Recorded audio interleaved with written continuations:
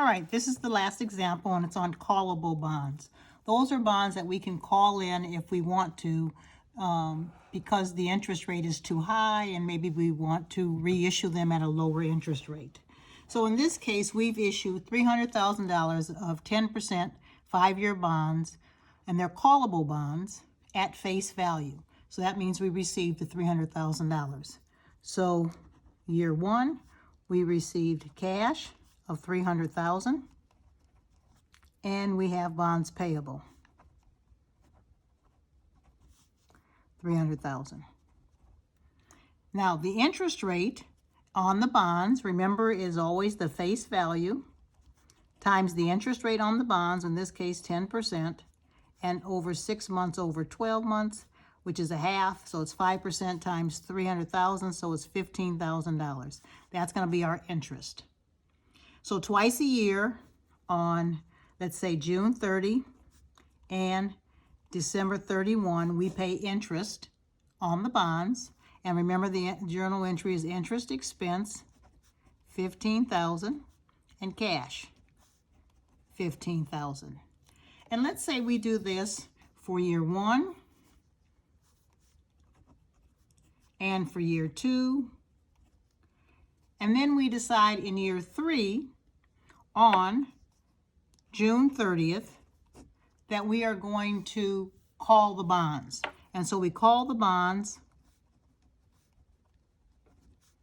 at 101.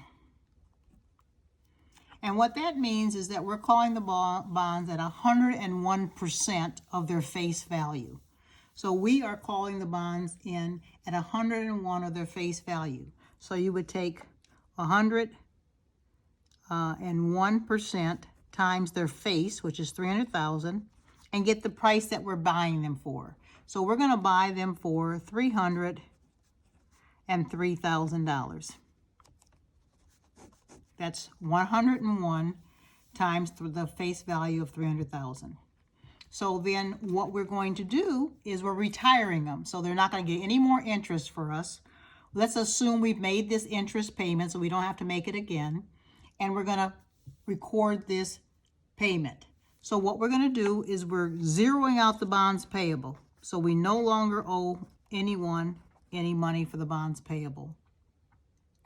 Because we paid more than the face value of the bonds, which is also the carrying value of the bonds, we have a loss. So we have loss on redemption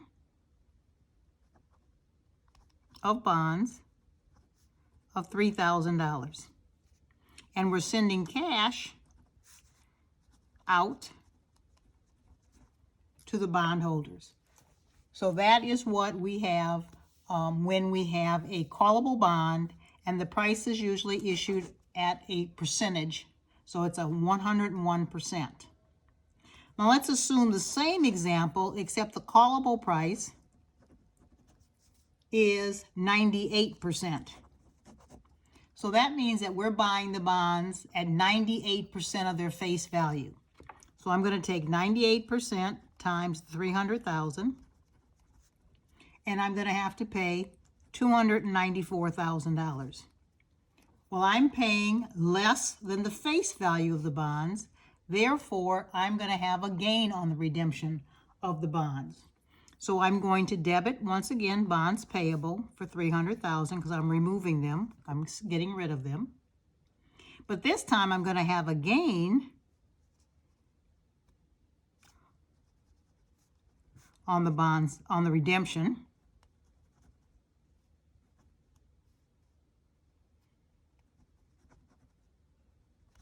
On the bonds. And that gain is going to be for the difference between the face and what I'm paying, in this case $6,000, and I'm going to pay the bondholders $294,000. So you have a gain on the redemption when the callable price is less than the face value. You have a loss when the callable price is greater than the face value. Now, the face value and carrying value are the same when a bond is sold at a premium or a discount. That is not true when they're sold with a discount or a premium. I don't want to get into that too much, but I do want to just say that the example we just went over, the carrying value of the bonds is here. So this is what we would compare to the selling price of the bond. So whatever the callable price is, you would compare it to the carrying value that you're carrying the bonds at. So you want to keep that in mind if the problems were to have discounts and premiums. But I don't believe they do. There was one other thing I wanted to mention is that on the last exercise, I gave you interest expense and I said it was $83.72. Well, it should have been $83.78 to make it balance to $10,000. So when you see that, I know you'll catch it. I've corrected it in this particular exercise, so remember this should be 78, not 72. All right, take care.